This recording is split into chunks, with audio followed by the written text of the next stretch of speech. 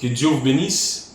Aujourd'hui, parlons du ministère du pasteur. Et quand nous voyons déjà le mot pasteur, ça vient du verbe paître. Ça nous rappelle directement de la verge. Parce que à l'Orient, il y avait des bergers qui avaient des troupeaux qui les nourrissaient, mais ils prenaient encore une autre personne, dont on appelait par pasteur. Lui avait la responsabilité de suivre les troupeaux et de ne pas permettre à ce que le brebis aille à gauche ou à droite. Alors, à cause de la verge qu'il avait, cela lui permettait de redresser les troupeaux lorsque les troupeaux voulaient aller à gauche ou à droite, pour qu'ils soient fixés sur la marche normale, afin que les combles ne puissent pas venir. Et nous voyons que ce ministère, de façon générale, nous avons appelé de conducteur de l'église par pasteur. La Bible n'a pas appelé un conducteur de l'église par pasteur. Parce que le pasteur, c'est un ministère qui fonctionne pour les corps de Christ et non pour une église locale. Parce qu'en termes d'église locale, nous avons deux types de fonctions qui existent. Nous avons la fonction de l'évêque et nous avons la fonction du diacre.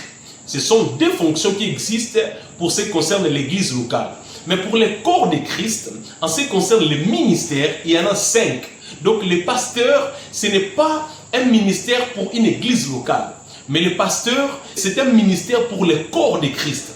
C'est un ministère du redressement. Donc un pasteur, c'est celui qui a la verge, qui voit les troupeaux, que ce soit dans une église locale, que ce soit dans une autre église quelque part. Mais dès qu'il voit la marche générale de l'église se détourner, lui vient et il redresse. Partout là où toi tu es, il ne fera jamais exception. Il va réellement redresser selon ce que la parole de Dieu est révélée pour ce jour-là a déjà déclaré. Donc si la parole de Dieu qui est donnée par les prophètes nous dit que nous ne pouvons pas faire ceci, le pasteur viendra avec une verge. Nous avons eu beaucoup de gens qui ont dit comment est-ce que celui-ci est apôtre, il est prophète et en même temps il est pasteur dans une église. Non, on peut être apôtre et être évêque dans une église. On peut être prophète et être évêque dans une église. La fonction d'une église, on appelle ça par évêque.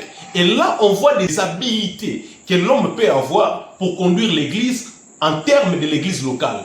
Mais en termes du corps de Christ, là maintenant, nous avons 5 ministères. Donc, à ne pas confondre, les pasteurs, c'est aussi un ministère pour le corps de Christ et non une fonction dans l'église locale. C'est un ministère qui fonctionne avec la verge pour ne pas voir les gens aller à gauche ou à droite par rapport à la révélation qui a été donnée aux prophètes. Que le Seigneur vous bénisse abondamment. Je vous aime.